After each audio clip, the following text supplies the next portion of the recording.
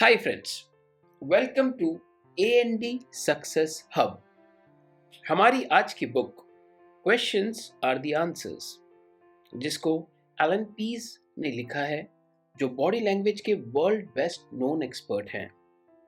इस किताब को लिखने का पर्पस नेटवर्क मार्केटिंग इंडस्ट्री की कोई एक और जल्दी जल्दी पैसा कमाने की स्कीम नहीं है, बल्कि अमीर बनने का एक सिस्टम है। ये बहुत सालों की सीख, बदलाव और टेस्टिंग टेक्निक को अप्लाई करने का नतीजा है। टॉप लेवल नेटवर्कर्स नेचुरल या बॉर्न नहीं होते। टॉप लेवल नेटवर्किंग एक साइंस है, जिसकी बाकी दूसरी साइंस की तरह सीखा जा सकता है। तो आइए ये जानते हैं कि कैसे ये किताब आपको पावरफुल टेक्निक देती है और ये भी बताती है कि उनको कैसे यूज करना है, अपने प्रोग्रेस को कैसे मेजर करना है और इम्प्रूव कैसे करना है, और लोगों से डील करते समय क्या ऑब्जर्व करना है। सक्सेस के 5 गोल्डन रूल्स। ये गारंटी है कि जो भी लॉ ऑफ कॉन्सिक्वेंसेस को प्रैक्टिस करता है वो इवेंचुअली सक्सेसफुल हो ही जाता है। ये लॉ कहता है कि जितने ज्यादा बार आप खेलते हो उतने ही ज्यादा आपके जीतने के चांसेस होते हैं, और जितनी बार आप जीतते हो उतना ही आप खेलना सीख जाते हो। अगर हम इस रूल को नेटवर्क मार्केटिंग में अप्लाई करें, मतलब ज्यादा से ज्यादा लोगों से बिजनेस ज्वाइन करने के लिए पूछने का कॉन्सिक्वेंसेस ये होगा कि ज्यादा से ज्यादा लोग आपको ज्वाइन करेंगे। जितनी ज्यादा बार आप पूछोगे उतना ही बेहतर पूछने में आप बनते जाओगे। दूसरे शब्दों में कहा जाए तो आपको बहुत ज्यादा लोग बिजनेस ज्वाइन करने के लिए पूछने की जरूरत है। रूल नंबर 1, सी मोर पीपल। ये बहुत इंपॉर्टेंट रूल है। हर उस इंसान के साथ बात करो जो आपके साथ खड़ा होकर बात करने को तैयार हो जाए। ज्यादा एक्टिविटी से आपको कभी कोई प्रॉब्लम नहीं होगी। अगर ये सोचकर आप डिप्रेस्ड हो कि आपको समझ नहीं आ रहा कि आपकी लाइफ कहाँ जा रही है, तो अपने नंबर ऑफ प्रेजेंटेशंस को डबल कर दो। अगर आपका बिजनेस क्विकली बिल्ड नहीं हो रहा है, तो आपको आउटपुट लाने की जरूरत है। ज्यादा से ज्यादा एक्टिविटी ही मुश्किल का हल है। सबसे बात कीजिए, ये पहला रूल है। रूल नंबर 2, सी मोर पीपल। लोगों को कॉल करते रहिए। जैसे ही कॉलिंग करना बंद कर देंगे या इनफ प्रोस्पेक्ट से नहीं मिलेंगे, तो आप बिजनेस से बाहर हो जाओगे। आप एक एक्सीलेंट पर्सनालिटी हो सकते हो, मगर बिना प्रेजेंटेशन के आप एक एवरेज पर्सनालिटी ही रहेंगे। इसलिए सबसे बात करते रहिए। रूल नंबर 3, सी मोर पीपल। बहुत से लोग अपनी असली पोटेंशियल तक पहुंच ही नहीं पाते। उनको लगता है अपने प्रोस्पेक्ट को कन्विंस ना कर पाना, लेकिन ये सच नहीं है। इसका रीजन है इनफ प्रोस्पेक्ट से नहीं मिल पाना। Rule number 4, use the law of averages. Law of average आपके लाइफ की हर एक एक्टिविटी में होती है। इसका मतलब है, अगर आप कोई एक ही काम सेम सर्कमस्टेंसेस में बार बार करते हैं, तो आप ऐसे रिजल्ट प्रोड्यूस करेंगे जो कांस्टेंट रहेंगे। अगर आप किसी स्ट्रीट कॉर्नर पर खड़े होकर आते जाते हर किसी इंसान से पूछेंगे कि आप मेरा बिजनेस ज्वाइन करना चाहेंगे, तो लॉ ऑफ एवरेज आपको रिजल्ट देगा। हो सकता है 100 पे 1 का रेशियो होगा जो यस कह दे, लेकिन लॉ ऑफ एवरेज हमेशा काम करता है। Record your ratio. एवरेज या स्टैटिस्टिक्स को रिकॉर्ड करना या ट्रैक करने से आप पॉजिटिव रहते हो और ट्रैक पे रहते हो। जब आप अपने एवरेजेस पर फोकस करते हो, तो कोई और चीज़ आपको परेशान नहीं करती। जब आप लॉ ऑफ एवरेज को एक्सेप्ट कर लेते हो और समझ लेते हो, तो कोई और चीज़ आपको मैटर नहीं करती। हर एक कॉल्स, प्रेजेंटेशंस और न्यू मेंबर्स का स्टैटिस्टिक्स मेंटेन करने से अपने सेट ऑफ एवरेजेस डेवलप कर लेते हो। Rule number 5, improve your averages. Law of averages हमेशा काम करता है। रेशियो को मेंटेन करने से हमको पता होता है कि हमें कहाँ कहाँ इम्प्रूव करना है, और इससे ये भी पता चलता है कि हम कितने सक्सेसफुल हो सकते हैं। ये आपको उन एक्टिविटीज़ पर फोकस रखता है जिनसे रिजल्ट आता है, ना कि इससे कि आपके साथ नेक्स्ट स्टेप में क्या होगा। नेटवर्क मार्केटिंग की टिपिकल एवरेज है 10:6:3:1, जिसका मतलब है, जब 10 प्रोस्पेक्ट से आप बात करते हो, उनमें से 6 बहुत एक्साइटेड होते हैं और कहते हैं कि आपके साथ बिजनेस स्टार्ट करेंगे। इनमें से आधे मतलब 3 मुश्किल से स्टार्ट करते हैं और 3 में से सिर्फ एक सक्सेसफुल होता है। सो आप 10 लोगों को प्लान दिखाते हैं तो आपको मिल सकता है एक प्रोडक्टिव लॉन्ग टर्म डिस्ट्रीब्यूटर। अब एक बड़ा सवाल ये आता है कि आपको 10 लोगों से बात करने में कितना समय लग सकता है। इस सवाल का जवाब आपकी ग्रोथ रेट भी बता देगा। बहुत सी नेटवर्क मार्केटिंग कंपनीज जो बहुत ही हाई लेवल की सक्सेस पाने में फेल होती है, इसलिए नहीं कि वो प्रोस्पेक्ट को एक्सप्लेन करने में फेल हो जाती है, बल्कि वो ज़्यादा प्रोस्पेक्ट से नहीं मिल पाते।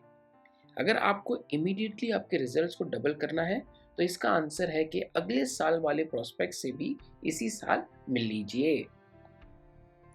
इस बुक का सेकंड सेक्शन है how to get yes, the 4 की टेक्निक। जब हम अपने प्रोस्पेक्ट से बात करते हैं तो मोस्टली उनका जवाब नो होता है। वो एक्सपेक्ट करते हैं कि हम उनको कमिटमेंट देने के लिए कन्विंस करेंगे, बट प्रॉब्लम यह है कि आप कुछ भी बोलो, प्रोस्पेक्ट्स उस पर रिजेक्शन रेज करते हैं। इसलिए नहीं कि आपकी बात की वैलिडिटी नहीं है, बल्कि इसलिए कि वो आपने कही है। क्योंकि जब आप कुछ कहते हो वो आपका आइडिया होता है, उनका नहीं। इसलिए प्रोस्पेक्ट्स को रिजेक्शन करना ठीक लगता है। दूसरे हाथ पर प्रोस्पेक्ट्स हमसे जो भी कहते हैं वो सच होता है, क्योंकि वो उन्होंने बोला है, वो उनका आइडिया होता है, हमारा नहीं। ऐसा करना उनके लिए एक्सेप्टेबल होता है और वो इस पर रिजेक्शन रेज नहीं करते।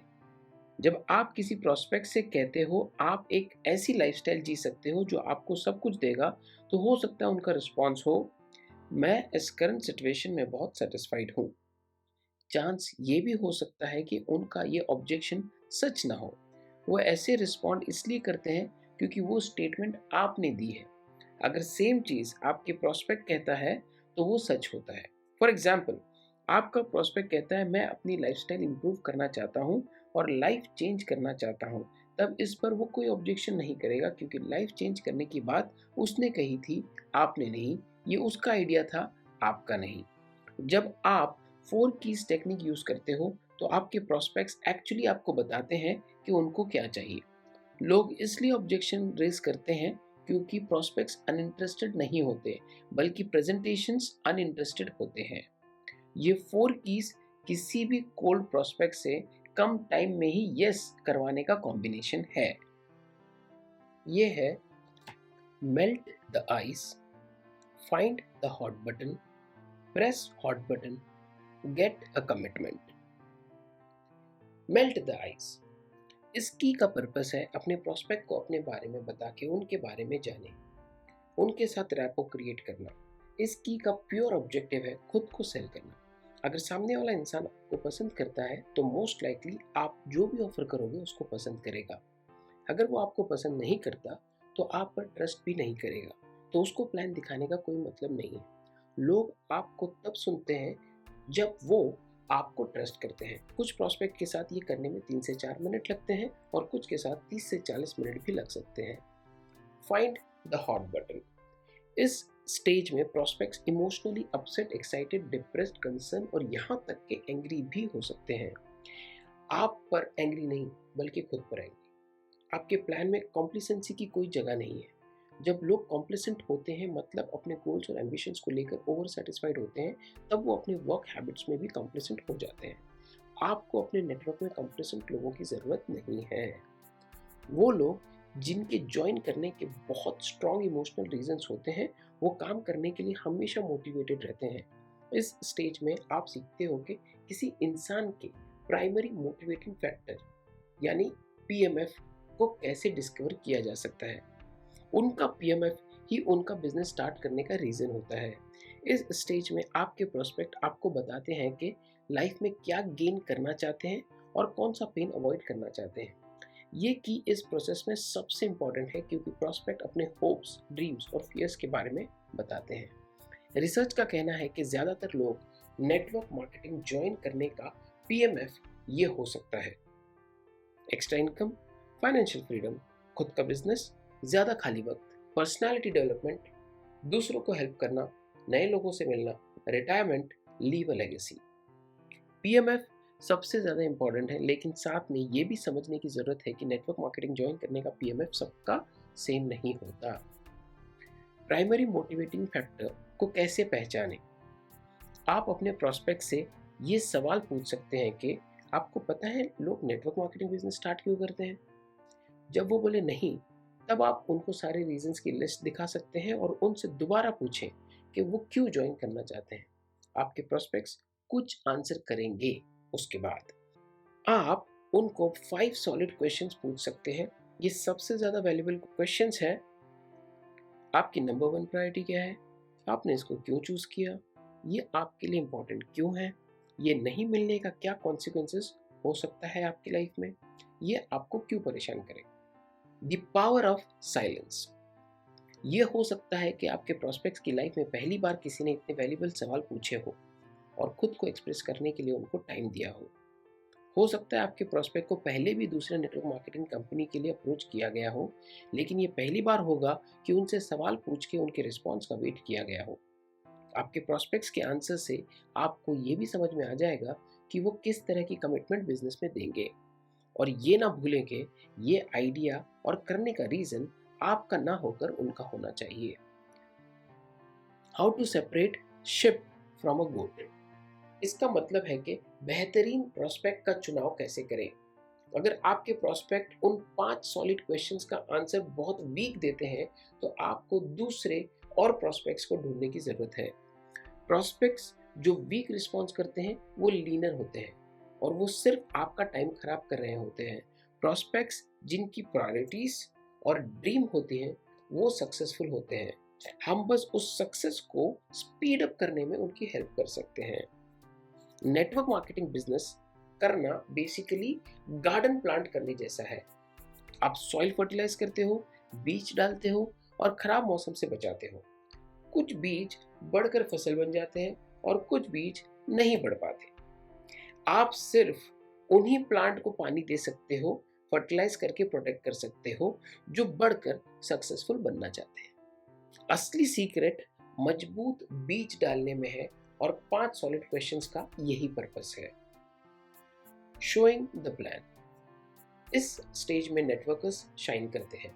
इस स्टेज में आप दिखा सकते हो कैसे आपका प्लान सोल्यूशन है, होप्स, ड्रीम और फियर का, जो सेकंड स्टेज में आपने अपने प्रोस्पेक्ट से जाने थे। आपके सीनियर आपको सिखाते हैं कि बिजनेस प्लान शो करना, जो प्रूवन होता है और रिजल्ट्स भी देता है।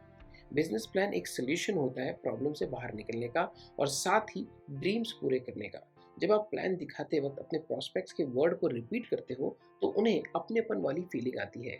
वो प्लान मीनिंगफुल और मोटिवेशनल बन जाता है। वो उनके आइडिया और शब्द होते हैं, आपके नहीं। Get a commitment.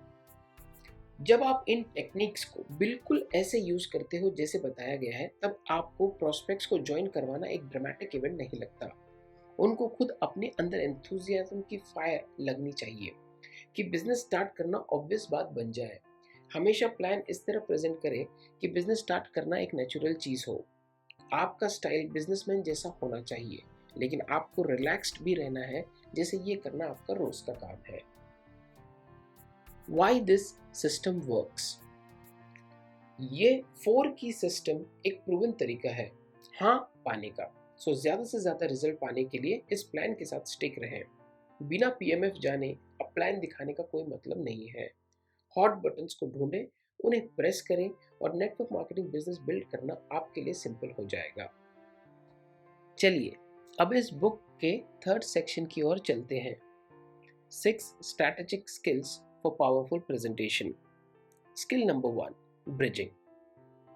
ब्रिजिंग ये टेक्निक है जिससे कन्वर्सेशन कंटिन्यू करने में आपको एक हेल्प मिलती है और ब्रिजिंग से आप ऐसे सिचुएशन को अवॉइड कर सकते हैं जहां आप बहुत ज़्यादा बात करते हो और आपके प्रोस्पेक्ट बहुत कम बात करते हो। वो प्रोस्पेक्ट्स जो 1 वर्ड में आंसर करते हो या बहुत कम बोलते हैं, उन्हें ब्रिजिंग की हेल्प से बात कराया जा सकता है। कुछ पावरफुल ब्रिजेस हैं, मतलब for example, so then, which means, etcetera. Bridge open ended questions होते हैं। ये प्रेजेंटेशन में बेस्ट यूज हो सकते हैं जहां प्रेजेंटेशन में लोग बिल्कुल बात नहीं करते हैं। Skill number 2, head nod technique. बहुत सारे लोग हेड नॉडिंग एक पावरफुल टेक्निक नहीं मानते। हेड नॉड करना एक जेस्चर है जिसे बहुत सारी कंट्रीज में एक एग्रीमेंट के रूप में माना जाता है। इस जेस्चर का ओरिजिन था पूरी बॉडी को झुकाना। इसका मतलब है अगर मैं आपके सामने झुक रहा हूँ मतलब मैं आपकी बातों से एग्री कर रहा हूँ। सो हेड नॉड करना इसका ही एक छोटा मूव है। अगर आप पॉजिटिव फील करोगे तो आप हेड नॉड करना स्टार्ट कर दोगे, और अगर आप हेड नॉड करोगे तो आप पॉजिटिव फील करना भी स्टार्ट कर दोगे। Skill number 3, minimal encourages. जैसे जैसे हमारे प्रोस्पेक्ट्स बात करें, हमें उनको मिनिमल एनकरेजेस की हेल्प से एनकरेज करते रहना चाहिए। इसमें आते हैं I see, really, tell me more. Minimal encourages की हेल्प से आपको डबल इंफॉर्मेशन मिल सकती है। मिनिमल एनकरेज, हेड नॉड और ब्रिजिंग के कॉम्बिनेशन से एक बेस्ट प्रेजेंटेशन डिलीवर किया जा सकता है। Skill number 4, how to keep I control. Research कहती है कि फेस टू फेस प्रेजेंटेशन में जो इन्फॉर्मेशन सामने वाले की ब्रेन में पास होती है वो 87% आंखों से होती है, 9% ईयर्स से होती है, 4% अदर सेंसेस से होती है। इसलिए आई कंट्रोल बनाए रखना बहुत इंपॉर्टेंट है। Skill number 5, mirroring. जब दो लोग मेंटली एक दूसरे के साथ सिंक हो जाते हैं तब उनकी बॉडीज भी सिमिलर पोस्चर और सेम जेस्चर यूज करने लगती है। सेम जेस्चर यूज करते हुए फिजिकल सिंक में होती है। इस बिहेवियर का पर्पस है पार्टिसिपेंट के बीच रैपो क्रिएट करना और कॉन्फ्लिक्ट अवॉइड करना। मिररिंग से सामने वाले इंसान को बहुत हल्का महसूस होता है। ये एक बहुत ही पावरफुल रैपो बिल्डिंग टूल है।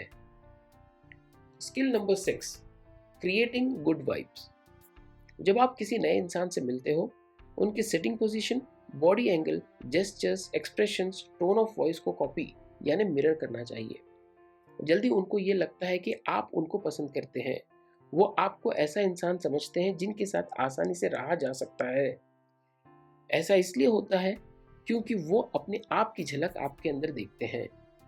Section number 4, 6 ट्रेमेंडस technique for making positive impressions. हमको फर्स्ट इंप्रेशन बनाने का सेकंड चांस कभी नहीं मिलता। दूसरे लोग आपके बारे में 90% अपना ओपिनियन 4 मिनट से भी कम टाइम में बना लेते हैं, और आपके बारे में 25 जजमेंट भी बना लेते हैं, जैसे कि आपकी age, income, education, authority, friendliness, trustworthiness. यहाँ 4 ऐसे एरियाज हैं जिस पर आपका कंट्रोल है, जैसे कि handshake, smile, dress, personal space. Technique 1, palm power. 3 तरह के पाम जेस्चर्स होते हैं, palm up, palm down, palm closed finger pointed.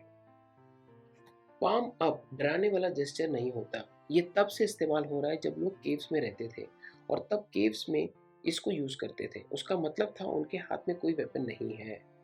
Palm down एक डोमिनेंट जेस्चर है। ये जिस इंसान की तरफ इस्तेमाल होता है उनको लगता है उन्हें कोई ऑर्डर दिया जा रहा है, और बहुत लोगों को ये खराब लगता है। प्रेजेंटेशन के दौरान अगर आप कंटिन्यूसली पाम डाउन का जेस्चर यूज करते हैं तो मोस्ट लाइकली आपको रिजेक्शन झेलना पड़ेगा।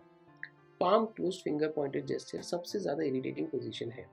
जो स्पीकर सबसे ज़्यादा पॉइंट सी यूज करता है उनको ज़्यादा एग्रेसिव, ज़्यादा फोर्सफुल, ज़्यादा एरोगेंट माना जाता है। Technique 2, the handshake. जब आप किसी नए इंसान से हैंडशेक करते हैं तो 3 तरह के बेसिक एटीट्यूड ट्रांसफर होते हैं। वो है, पहला डोमिनेंस, ये इंसान मुझे डोमिनेट करने की कोशिश कर रहा है, मुझे ध्यान रखना पड़ेगा। दूसरा, सबमिशन, मैं इस इंसान को डोमिनेट कर सकता हूँ, ये वो करेगा जो मैं चाहता हूँ। तीसरा, इक्वालिटी, मुझे ये इंसान पसंद है, हमारी अच्छी जम सकती है। Technique 3, left hand holding. ये स्ट्रैटेजी बहुत ऑब्वियस लगती है पर बहुत कम लोग इसका ध्यान रखते हैं। नए लोगों के साथ डबल हैंडर होने से बचें। Technique 4, smile power. स्माइल एक नॉन थ्रेटनिंग जेस्चर है। ये मंकीज और चिंपैंजी भी यूज करते हैं। रिसर्च कहती है कि जितना ज़्यादा आप इसका यूज करते हैं उतना ज़्यादा लोग आपके साथ खड़े रहते हैं। जितना ज़्यादा वो आपके साथ आई कांटेक्ट करेंगे उतना ज़्यादा वो आपके साथ रहेंगे। दूसरे वर्ड में कह सकते हैं कि स्माइल आपके बिजनेस और पर्सनल लाइफ के लिए बहुत ग्रेट है, और इससे पता लगता है कि आप लोगों के लिए खतरा नहीं हो। Technique 5, territorial respect. हम अपने बॉडी के आसपास एक स्पेस बबल बना सकते हैं जिसको पर्सनल स्पेस कहते हैं। इस बबल की विड्थ डिपेंड करती है पॉपुलेशन डेंसिटी पर, और इस पर कि हम किस कल्चर से आते हैं। फॉर एग्जाम्पल, वो लोग जो middle class English speaking country में बड़े हुए हैं उनको पर्सनल स्पेस कम से कम 46 सेंटीमीटर चाहिए होता है, इसलिए वो हमेशा आपसे 1 मीटर की दूरी पर खड़े होते हैं। अगर आप किसी के पास खड़े हो और आप नोटिस करो वो इंसान बार बार पीछे हो रहा है, तो आपको थोड़ा डिस्टेंस बनाने की ज़रूरत है। ये उनका इनडायरेक्ट तरीका है कहने का कि उनको कंफर्ट के लिए उनकी इस स्पेस की ज़रूरत है। Technique 6, dress for success. Clothing आपके बॉडी को 90% कवर करती है और बहुत पावरफुली इफेक्ट करती है दूसरे लोगों के परसेप्शन को जो उन लोगों ने आपके लिए बनाए हैं, चाहे वो ट्रस्टवर्दीनेस हो, रिलायबिलिटी हो, सोशल सक्सेस हो या बिजनेस स्टैंडिंग हो। एक अप्रोप्रिएट बिजनेस ड्रेस कैसी होनी चाहिए, इसका जवाब इसमें छुपा है कि आपके प्रोस्पेक्ट आपको कैसा ड्रेसअप किया हुआ एक्सपेक्ट करते हैं। आपको credible, likeable, authoritative, knowledgeable, successful, approachable लगने के लिए उनके ओपिनियन में कैसे ड्रेस होना चाहिए। आपने कैसा shirt, tie, shoes, watch, hair style पहना होगा उनके हिसाब से, आपके हिसाब से नहीं। आपने प्रोस्पेक्ट के हिसाब से ड्रेसिंग करने से उनको कंफर्टेबल फील होता है, पर हो सकता है वो आपको फॉलो ना करना चाहे। याद रखें, आपके प्रोस्पेक्ट का ओपिनियन यहाँ बहुत इंपॉर्टेंट है कि हमें उनके हिसाब से तैयार होना चाहिए। चलिए अब सेक्शन नंबर 5 की तरफ चलते हैं। Body language, how to read the science. Original body language, research और हजारों दूसरी स्टडीज का कहना है कि फेस टू फेस प्रेजेंटेशन में मैसेज का इम्पैक्ट आपके लिसनर पे कुछ ऐसे होता है। Words 7% to 10%, vocal 20% to 30%, body language 60% to 80%। इससे पता चलता है कि जिस तरह आप दिखते हो, आपका जेस्चर, स्माइल, इन सब का बहुत इम्पैक्ट होता है उस एटीट्यूड पर जो दूसरे लोग आपको शो करते हैं। जिस तरह आप अपनी बात कहते हो, आप क्या बोल रहे हो इससे कहीं ज्यादा इंपॉर्टेंट है कि आप कैसे बोल रहे हो। The 3 rules of clusters.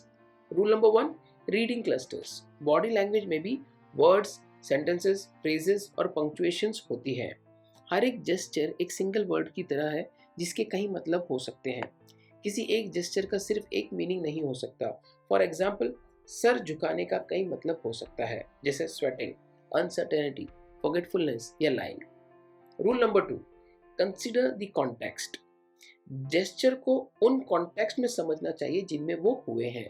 For example, arms और लेग्स में क्लोज रखने को डिफेंसिव समझा जाता है, लेकिन ये वो इंसान भी कर सकता है जिसको ठंड लग रही हो। Rule number 3, acknowledge cultural differences.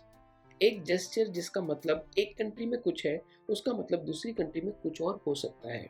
For example, ring gesture का मतलब ज्यादातर वेस्टर्न कंट्रीज में होता है ओके या गुड, लेकिन फ्रांस में इसका मतलब होता है जीरो या नथिंग भी होता है। जापान में इसका मतलब पैसा होता है और कुछ कंट्रीज में इस जेस्चर का मतलब सेक्सुअल इंसल्ट भी होता है।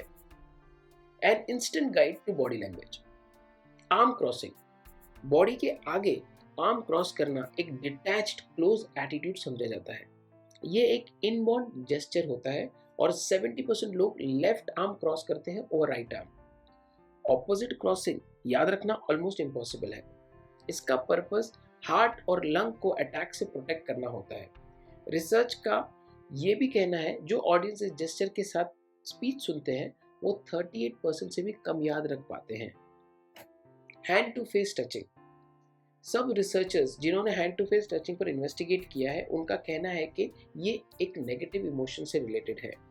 वेस्टर्न कंट्रीज और बहुत से यूरोपियन कंट्रीज के लोग अपने फेस को टच करने लगते हैं जब वो झूठ बोलने लगते हैं। एशियन कंट्रीज के साथ ऐसा नहीं है। वो रिलीजियस रीजन की वजह से हेड टचिंग अवॉइड करते हैं, लेकिन झूठ बोलते टाइम उनकी फुट मूवमेंट बढ़ जाती है। अपनी प्रेजेंटेशन के दौरान hand to face gesture avoid करना चाहिए, वरना आपकी ऑडियंस आप पर ट्रस्ट नहीं कर पाएगी। Positive body signals, the head tilt. हम अपना सर तब हिलाते हैं जब हम सामने वाले की बात में इंटरेस्टेड होते हैं। अगर आपका प्रोस्पेक्ट हेड टिल्ट कर रहा है तो आप प्रेजेंटेशन कंटिन्यू रख सकते हैं। अगर उसका सर एक ही जगह रुका हुआ है या झुका हुआ है तो आपको टॉपिक चेंज करने की जरूरत है। सकिंग ग्लासेस, ये जेस्चर यूजुअली तब होता है जब इंसान किसी डिसीजन पर पहुंचने की कोशिश कर रहा होता है। ये ग्लासेस, पेन या पेंसिल किसी से भी किया जा सकता है। Negative body language, both hand behind head. ये जेस्चर मोस्टली मेन यूज करते हैं और इसका मतलब ये समझा जाता है कि मुझे इसके बारे में सब पता है, मुझे अपने सारे जवाब मिल गए हैं। ये या तो कॉपरेशन का जेस्चर हो सकता है या तो कंप्लीटली डिबेट का। डिपेंड करता है कि जेस्चर किस कॉन्टेक्स्ट में यूज हुआ है। क्रिटिकल इवैल्यूएशन, ये जेस्चर प्रॉस्पेक्ट्स के क्रिटिकल थॉट्स के बारे में बताता है। इसमें इंडेक्स फिंगर को पॉइंट करते हैं चीक की तरफ, थंब सपोर्ट करता है चिन को और मिडिल फिंगर माउथ पे या माउथ के साइड में होती है। स्लो हैंड रबिंग बताते हैं कि पर्सन की इंटेंशन क्या है। फास्ट हैंड रबिंग करने वाला इंसान एक्साइटेड हो सकता है अबाउट द प्लान और आउटकम।